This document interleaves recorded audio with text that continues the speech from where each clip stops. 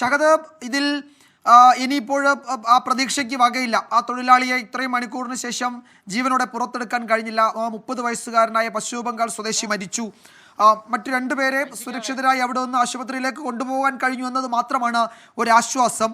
ഇതിൽ അങ്ങേയറ്റം ഗൗരവമുള്ള പ്രശ്നങ്ങൾ നാട്ടുകാർ ഉന്നയിക്കുന്നുണ്ട്. എങ്ങനെ ഇതിന് അനുമതി കിട്ടി? ഈ ഉന്നയിച്ച പരാതികൾ മുഴുവൻ അവഗണിക്കപ്പെട്ടു. അതിൻ്റെയൊക്കെ വിവരങ്ങളിലേക്കാണല്ലോ ഇനി പോകേണ്ടത്. ഈ കൺസ്ട്രക്ഷൻ ആരാണ് അവിടെ നടത്തിയത്? അവരുടെ പശ്ചാത്തലം എന്താണ്? എങ്ങനെയാണ് ഈ പരാതികൾ മുഴുവൻ അട്ടിമറിക്കപ്പെട്ടത്? ഷഹദ്, വിജയകുമാർ, അതായത് ഏറെ ദുഷ്കരമായിരുന്നു ഇവിടുത്തെ രക്ഷാപ്രവർത്തനം എന്നുള്ളതാണ്. അതായത് 2 ഇടങ്ങളിൽ നിന്നുള്ള ഫയർ യൂണിറ്റുകളാണ് ഇവിടെ ഇത്തരത്തിൽ രക്ഷാപ്രവർത്തനത്തിനായി പ്രധാനമായിട്ടും എത്തിയിട്ടുണ്ടായിരുന്നത്. ഇപ്പോൾ ഫയർഫോഴ്സ് ഉദ്യോഗസ്ഥർ തന്നെ നമ്മളോടൊപ്പം ചേരുകയാണ്. എന്താണ് ഇവിടെ പ്രധാനപ്പെട്ട വെല്ലുവിളികളെന്നും ഇത്രത്തോളം ദുഷ്കരമായിരുന്നു എന്നുള്ളത്? സാറേ, നിലവിലിപ്പം എത്ര യൂണിറ്റ് ആയിരുന്നു ഫയർഫോഴ്സ് ഇവിടെ എത്തിയിട്ടുണ്ട്? നിലവിൽ 2 യൂണിറ്റ് ഉണ്ട്, കോഴിക്കോട് ബീച്ച്, അതുപോലെ തന്നെ വെള്ളിമാടുന്ന യൂണിറ്റ്. ഞങ്ങൾ ഈ സ്ഥലം സേഫാണ്? ഇപ്പം നിങ്ങളൊരു നിലവിൽ തൊട്ടടുത്തുള്ള ആളുകളൊക്കെ ഒഴിഞ്ഞ് മാറി താമസിക്കാനായിട്ടുള്ള വിവരങ്ങൾ കൊടുത്തിട്ടുണ്ട്, ബന്ധപ്പെട്ട അധികാരികൾ തന്നെ കൊടുത്തിട്ടുണ്ട്. ഞങ്ങൾ ഏകദേശം ഒരു 14-15 കൂടിയായിരുന്നു കോൾ ഞങ്ങൾക്ക് വരുന്നത്. അപ്പോൾ ആദ്യം എത്തുമ്പോൾ തന്നെ ഓൾറെഡി മണ്ണ് ഇടിഞ്ഞിരുന്നു, ഒരാളാകപ്പെട്ടു എന്നുള്ള രീതിയിലാണ് പറഞ്ഞത്. 3 ആളുണ്ടായിരുന്നു ആദ്യം അറിയിച്ചത്. അപ്പോൾ വന്ന സമയത്ത് തന്നെ വീണ്ടും മണ്ണിടിഞ്ഞു. അതിനുശേഷം നമ്മളെ രക്ഷാപ്രവർത്തന സമയത്തും മണ്ണിടിഞ്ഞു. അപ്പോൾ അതുകൊണ്ട് രക്ഷാപ്രവർത്തനം കുറച്ച് ദുഷ്കരമായത്. പിന്നീട് DDM എന്നൊക്കെ നേരത്തെ തന്നെ അറിയിച്ചിരുന്നു, JCB പോലുള്ള വാഹനങ്ങൾ അറേഞ്ച് ചെയ്യാൻ. അപ്പോൾ അത് വന്നു ശേഷം നമുക്ക് ആളെ റിക്കവർ ചെയ്യാൻ സാധിച്ചിട്ടുണ്ട്. ഈ മണ്ണ് ഇപ്പോഴും നല്ല കുതിർന്ന മണ്ണാണ്, ഭൂമി ഭയങ്കരമായിട്ട് കുതിർന്ന നിലവിലിപ്പോൾ ദുഷ്കരമാണ്. നമുക്ക് അതിൻ്റെ അവിടേക്ക് വീണ്ടും ഇടിയാനുള്ള സാധ്യത ചിലപ്പം ഉണ്ടായേക്കാം. അപ്പോൾ അങ്ങനെയാണ് നമുക്ക് തോന്നുന്നത്. സാറേ, എങ്ങനെ അപ്പം നിങ്ങൾ നമുക്കറിയാലോ, കോഴിക്കോട് ഒരുപാട് ടീമിനെ അല്ലെങ്കിൽ ഒരുപാട് രക്ഷാപ്രവർത്തനമൊക്കെ കണ്ടതാണ്. അപ്പം ഇത് എത്രത്തോളമാണ്, പ്രത്യേകിച്ച് ഈ പണി നടക്കുന്നത് കൊണ്ട് ഭയങ്കര പ്രയാസമായിരുന്നു? അതെ, ഇത്തരം പ്രവൃത്തികൾ നടക്കുമ്പോൾ പ്രത്യേകിച്ച് യാതൊരു സുരക്ഷാ മുൻകരുതലില്ല. അത് നിങ്ങൾക്ക് നോക്കിയാൽ കാണാം.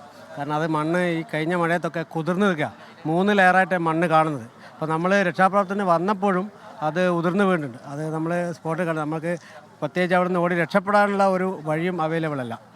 അപ്പോൾ അത്രയും ഇപ്പോൾ ആ മുകളിൽ നിൽക്കുന്ന ആൾക്കാരെ സംബന്ധിച്ചും അവർക്ക് ഒരു വലിയ ഭീഷണി തന്നെയാണ്. നിലവിൽ അവരെ വീട്ടുകാരൊക്കെ അധികൃതർ ഒഴിപ്പിച്ചിട്ടുണ്ട്. അപ്പോൾ നിലവിൽ അവിടെ 2 വീടുണ്ട്, അവരെയൊക്കെ ഒഴിപ്പിച്ചിട്ടുണ്ടാകും കോർപ്പറേഷൻ.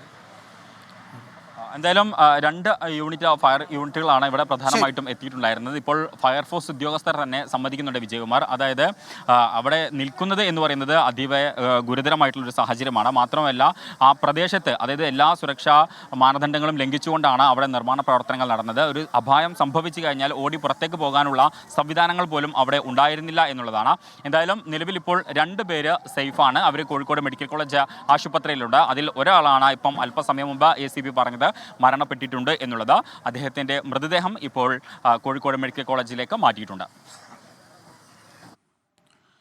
യെസ്, ഷഹദ് റഹ്മാനാണ് വിവരങ്ങൾ നൽകിയത്. ഷഹദ് പറഞ്ഞതുപോലെ ആ ഉദ്യോഗസ്ഥർ അത് സൂചിപ്പിക്കുകയായിരുന്നു. അവിടെയുള്ള 2 വീട്ടിലുള്ളവരെ മറ്റ് സ്ഥലങ്ങളിലേക്ക് മാറ്റി താമസിപ്പിക്കുകയാണ്. അവിടെ വാസയോഗ്യമല്ല 2 വീടുകളും. ഇത് തുടക്കത്തിൽ തന്നെ നമ്മൾ സൂചിപ്പിച്ചതാണ്. ഇത് മനുഷ്യർ ക്ഷണിച്ചു വരുത്തിയ ഒരു അപകടമാണ്. ആ അപകടത്തിലേക്ക് പോകുന്നതിന് മുൻപ് നാട്ടുകാർ പലതവണ മുന്നറിയിപ്പുകൾ നൽകിയതാണ്. ആ മുന്നറിയിപ്പുകൾ അവഗണിച്ചു. പരാതികൾ അട്ടിമറിക്കപ്പെട്ടു.